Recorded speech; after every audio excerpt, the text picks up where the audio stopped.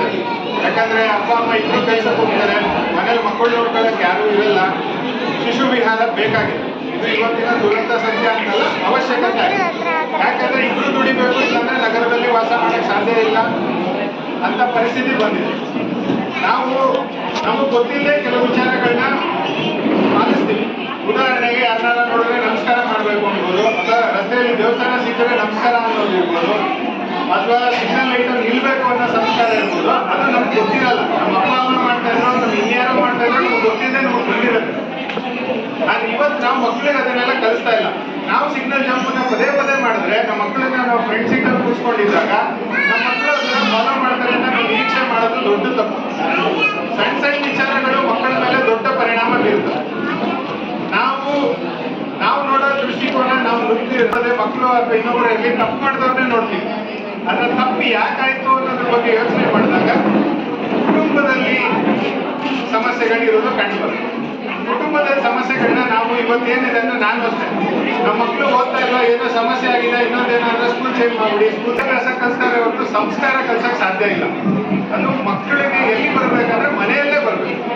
ಮನೆಯಲ್ಲಿ ದೊಡ್ಡವರು ಇದ್ದಿದ್ರೆ, ಅಜ್ಜಿ ತಾತ ಅಥವಾ ಯಾರಾದ್ರೂ ಇದ್ದಿದ್ರೆ ಆ ಸಂಸ್ಕಾರಗಳು ಬರ್ತಿತ್ತು. ರಾಮನಾಮ ಮಾಡು, ದೇವ್ರಿಗೆ ಮಾಡು, ಅದು ಮಾಡು, ಇದು ಮಾಡು. ಇವತ್ತು ನಾವು ಮಕ್ಕಳಿಗೆ ಹಾಡು ಹೇಳಿ ಸಮಾಧಾನ ಮಾಡೋದೆಲ್ಲ ಇಲ್ಲ.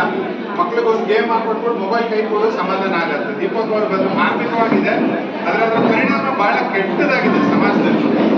ಅವರು ತಳಮಟ್ಟದ ಮಕ್ಕಳಿಗೆ ಅಷ್ಟೇ ರೆಸಿಡೆನ್ಸ್ ಸ್ಕೂಲ್ ಹೇಳಿದ್ರು. ನಮಗೆ ಪೋಕ್ಸೋ ಕೇಸ್ಗಳಲ್ಲಿ ನೋಡಿದಾಗ ನೀವು ಮೊಬೈಲ್ ಕೊಟ್ಟಿರ್ತೀರಾ, ಚೈಲ್ಡ್ ಲಾ ಕಂಪ್ಲೇಂಟ್ ಮಾಡಿರಲ್ಲ, ಇನ್ನೊಂದೇನೋ ಮಾಡಿರಲ್ಲ, ಅವ್ರು ಎಲ್ಲಿಗೋ ಕ್ಲಿಕ್ ಮಾಡ್ತಾರೆ, ಏನೋ ಆಗಿರುತ್ತೆ, ಎಲ್ಲೋ ಡಾಟಾ ಲಾಸ್ ಆಗುತ್ತೆ. ಅದರ ಪರಿಣಾಮ ಬಹಳ ದೊಡ್ಡ ಪರಿಮಾಣದಲ್ಲಿ ಆಗ್ತದೆ. ಅದನ್ನ ತಡೆಗಟ್ಟಬಹುದು ಎಲ್ಲಿ? ಮಕ್ಕಳೊಂದಿಗೆ ನೀವು ಅಟ್ಲೀಸ್ಟ್ ತಂದೆ ತಾಯಿ ಅಥವಾ ಯಾರು ಕನಿಷ್ಠ ಒಂದು ಅರ್ಧ ಗಂಟೆ ಮಕ್ಕಳ ಜೊತೆಗೆ ಅಂತ ಕೂರಿ, ಆಗ ಮಕ್ಕಳು ಬೇರೆ ಕಡೆ ಹೋಗಲ್ಲ. ಈಗ ನಮಗೆ ಚಂದಮಾಮ ಪುಸ್ತಕ ನಮಗೆ ಓದಕ್ ಬರ್ತಿರ್ಲಿಲ್ಲ ಅವಾಗ, ಅಥವಾ ಇನ್ನೊಂದು ಓದಕ್ ಬರ್ತಿರ್ಲಿಲ್ಲ. ನಮ್ಮ ಅಪ್ಪ ಅಮ್ಮನ ಅಜ್ಜಿನೋ ಪಕ್ಕ ಕೂತ್ಕೊಂಡು ಆ ಚಿತ್ರಗಳಲ್ಲಿ ಹೇಳ್ತಾ ಇದ್ರಿ, ಹಿಂಗ್ ಮಾಡ್ದ ರಾಜ, ಹಿಂಗ್ ಹೋದ, ಇನ್ನು 8 ಚಿತ್ರ ಮಾಡ್ತಾ ಇದ್ರು. ನಮ್ಮ ತಲೆಯಲ್ಲಿ ಅದು ಉಳಿತಾ ಇತ್ತು. ಇವತ್ತು ಯಾರು ಮಾಡ್ತೀರಾ? ಒಂದು ವಿಡಿಯೋ ಹಾಕಿ ಕೊಟ್ಬಿಡ್ತೀರಾ ಎಲ್ಲರೂ. ಅದ್ರಲ್ಲಿ ರಾಮನ್ ಕಲಿ ಅಂದ್ರೆ ಅವ್ರು ರಾಮನು ಕಲಿಯಲ್ಲ, ಅಕ್ಬರ್ ಬೀರ್ಬಲ್ ಕಥೆನೂ ಕಲಿಯಲ್ಲ, ಏನೂ ಕಲಿಯಲ್ಲ. ಅವ್ರಿಗೆ ಇವತ್ತು ಗ್ರಾಫಿಕ್ಸ್ ಇರೋಂಥ ಒಳ್ಳೆ ಛೋಟಾ ಪಕ್ಕಳು ಮೋಟು ಏನೇನೋ ಬೇಕು, ಆ ಥರದ್ದು ಬೇಕು. ಆ ಪರಿಸ್ಥಿತಿಗೆ ನಾವು ಹೋಗ್ಬಿಟ್ಟು ನಮ್ಮ ಮಕ್ಕಳು ಚೆನ್ನಾಗಿರ್ಬೇಕು, ಸಂಸ್ಕಾರವಂತರಾಗಿರ್ಬೇಕು, ಹೇಗೆ ಸಾಧ್ಯ? ನಾವಿವತ್ತು ಏನು ಎಕ್ಸ್ಪೆಕ್ಟ್ ಮಾಡ್ತೀವಿ? ಸರಿಗಮಪದಲ್ಲೋ ಇನ್ನೊಂದ್ರಲ್ಲೋ ಮಗು ಚೆನ್ನಾಗಿ ಆಡ್ಬಿಟ್ರೆ ದೇವ್ರನಾಮ ನಮ್ಮ ಮಕ್ಕಳು ಆಡ್ಲಿಲ್ಲ. ನಾವೆಷ್ಟು ಜನ ಕಲ್ಸ್ಕೊಟ್ಟಿದ್ವಿ ನಮಗೆ. ಹೌದು, ನಮ್ಗೆ ಆಡಕ್ಕೆ ಬರಲ್ಲ, ಕನಿಷ್ಠ ಪಕ್ಷ ನಮ್ಮ ಮನೇಲಿ ಯಾರು ಬಂದಾಗಿದ್ದೇನಾರ ಮಾಡ್ತಿದ್ರು, ಹಳ್ಳಿ ಜನಪದ ಹೇಳ್ತಿದ್ರು. ಇವತ್ತು ಅವರು ದಾಸರ ಪದ ಹೇಳ್ತಾ ಇದ್ರು, ನನಗೆ ನಮ್ಮ ಅಜ್ಜಿ ನೆನಪಾಯ್ತು.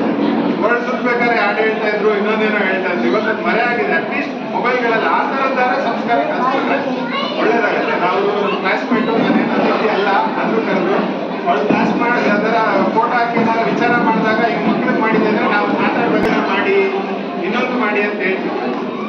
ಆ ರೀತಿ ಇವಾಗ ಏನಾಗ್ತಾ ಇದೆ ಅಂದರೆ ಸ್ಕೂಲ್ ಮೇಲೆ ಡಿಪೆಂಡ್ ಆಗ್ತಾ ಇದ್ದೀವಿ. ಅದು ತಪ್ಪು. ನಮ್ಮ ಮನೆಯ ಮೊದಲ ಪಾಠಶಾಲೆಯಿಂದ ಸುಮ್ಮನೆ ಬಾಯಿ ಮಾತಿಗಲ್ಲ, ನಿಜವಾಗ್ಲೂ ಮಕ್ಕಳು ಕಲಿಯೋದು ನಮ್ಮ ಹತ್ರ. ಸ್ಕೂಲಲ್ಲಿ ಅವ್ರಿಗೆ 10ರಿಂದ 12 ಫ್ರೆಂಡ್ಸ್ ಇರ್ತಾರೆ. ಯಾರನ್ನೂ ಒಬ್ಬನ ಅಷ್ಟೊಂದು ಅನುಕರಣೆ ಮಾಡಲ್ಲ. ಆದರೆ ಅಪ್ಪ ಅಮ್ಮನ ಅನುಕರಣೆ ಭಾಳ ಜಾಸ್ತಿ ಇರುತ್ತೆ. ನಿಮಗೆ ನೀವೇ ಕೂತ್ಕೊಳ್ಳಿ, ಇದೆ ನಮ್ಮ ಅಪ್ಪ ಮಾಡ್ತಾ ಇದ್ದೆ, ನಾನು ಮಾಡ್ತಾ ಇದ್ದೀನಿ, ನಮ್ಮ ಅಪ್ಪನಿಂದ ಕಲಿತೆ, ನಮ್ಮ ಅಮ್ಮನಿಂದ ಕಲಿತೆ. ಅಡುಗೆ ಇರ್ಬೋದು, ಒಂದು ಕಟ್ ಮಾಡೋ ಶೈಲಿ ಇರ್ಬೋದು, ಅಥವಾ ಇನ್ನೊಂದೇನೋ ಕೆಲಸ ಇರ್ಬೋದು, ನಾನು ಭಾಳ ನಮ್ಮ ಅಪ್ಪನಿಂದನೇ ಕಲ್ತಿರೋದು. ಸೊ ಮಕ್ಕಳ ಬಗ್ಗೆ ಅಂದಾಗ ಪೋಷಕರ ಪಾತ್ರನೂ ದೊಡ್ಡದಿರುತ್ತೆ. ಆದರೆ ಆಗಲೇ ಹೇಳಿದಾಗ ಇರೋ ವಿಧಿ ಇಲ್ಲದೆ ಶಾಲೆಗಳಲ್ಲಿ ಸ್ವಲ್ಪ ಸಂಸ್ಕಾರಯುತ ಶಿಕ್ಷಣಗಳ ಬಗ್ಗೆ ಪ್ರೋತ್ಸಾಹ ಕೊಡಬೇಕು. ಆ ರೀತಿ ಒಳ್ಳೇದಾಗಲಿ. ನನಗೆ ಮಾತಾಡೋಕ್ಕೆ